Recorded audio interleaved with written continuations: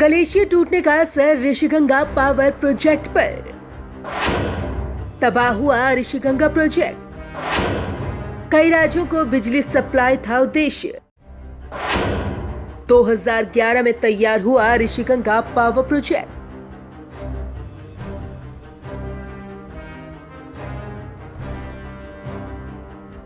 उत्तराखंड के चमोली में ग्लेशियर टूटने की वजह से जो आपदा आई उससे काफी ज्यादा तबाही मची। ग्लेशियर टूटने की वजह से सबसे ज्यादा नुकसान ऋषिगंगा पावर प्रोजेक्ट को पहुंचा।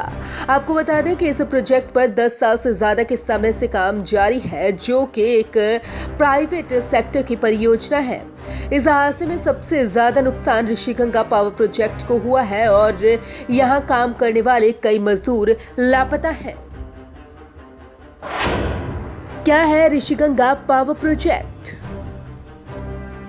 उत्तराखंड के चमोली जिले में बिजली उत्पादन की एक परियोजना चल रही है जिसका नाम ऋषिगंगा पावर प्रोजेक्ट है। ये करीब 10 साल से अधिक से काम कर रही है। ये सरकारी नहीं बल्कि निजी क्षेत्र की परियोजना है। बता दें कि पहले भी इस प्रोजेक्ट का काफी विरोध हुआ और पर्यावरण के लिए काम करने वाले लोगों ने इसे बंद कराने के लिए न्यायालय का दरवाजा भी खटखटाया।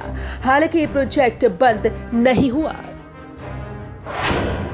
2011 में बनकर तैयार हुआ प्रोजेक्ट। ऋषिगंगा पावर प्रोजेक्ट एक निजी प्रोजेक्ट है जो 2011 में बनकर तैयार हुआ था। इसमें करीब 13 मेगावाट बिजली का उत्पादन किया जा रहा था। साल 2016 में ऋषिगंगा पावर प्रोजेक्ट की मशीनों में बड़े स्तर पर खराबी आ गई थी, जिसकी वजह से बिजली उत्पादन ठप पड़ गया था।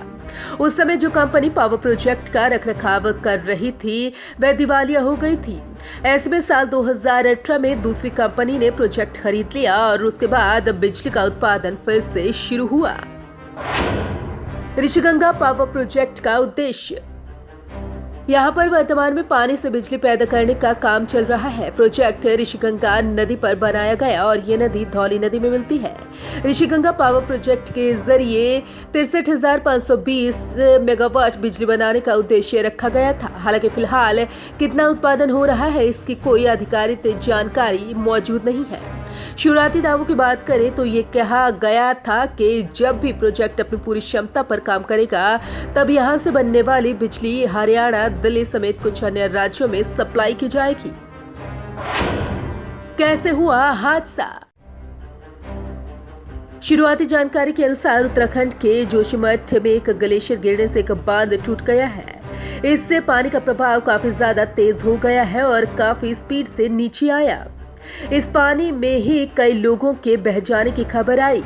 ये हादसा तपोवन के ऊपर एक नदी धौली गंगा में हुआ। दरअसल बताया जा रहा है कि ग्लेशियर का बड़ा हिस्सा पहाड़ों से बहकर नीचे आया, जिसकी वजह से बांध टूटा और नदी के पानी का प्रभाव काफी तेज हो गया।